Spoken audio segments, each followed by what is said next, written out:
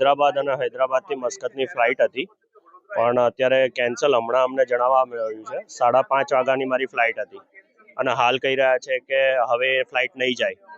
તો મેં કીધું મને રીશેડ્યુલ કરી આપો, તો એમણે મને 9 તારીખનું રીશેડ્યુલ આપ્યું, બટ તે પણ હજુ કન્ફર્મ નથી.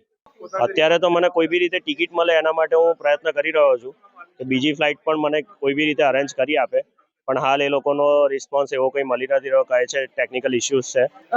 રીસ્કેડ્યુલિંગ છે આ ત્રીજી વારનું, એટલે હવે સોમવારે કહે છે, પણ સોમવારે બી કન્ફર્મ નથી કહેતા કે જશે કે નહીં. એમને કીધું કે રીસ્કેડ્યુલ થશે કાં તો રિફંડ થશે, અને રીસ્કેડ્યુલમાં સોમવારની ટિકિટ મળી છે, પણ એ કન્ફર્મ નથી કહેતા કે જશે કે નહીં જાય. ઇમરજન્સી હોય તો એટલીસ્ટ તમારે કંઈક વિકલ્પ આપવું જોઈએ, બીજી એરલાઇન્સ જોડે એટલીસ્ટ એસોસિએટ કરવું જોઈએ કે મુસાફરોને પહોંચતા કરે જે જગ્યાએ છે.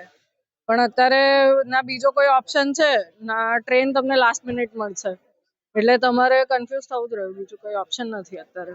5 મિનિટ પહેલા આ લોકો કીધા ઇન્ડિગો વાળા સાહેબ કે ફ્લાઇટ કેન્સલ થઈ ગઈ. હવે ફ્લાઇટ કેન્સલ થઈ ગઈ પછી એક બીજા ટિકિટ આલ્યા મને વડોદરાના, કારણ કે મારા ફાઇનલ ડેસ્ટિનેશન વડોદરા હતો.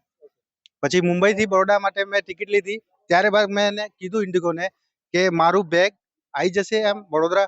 એ લોકો કીધું હા આવી જશે ચોક્કસ સાહેબ, તમે જાઓ.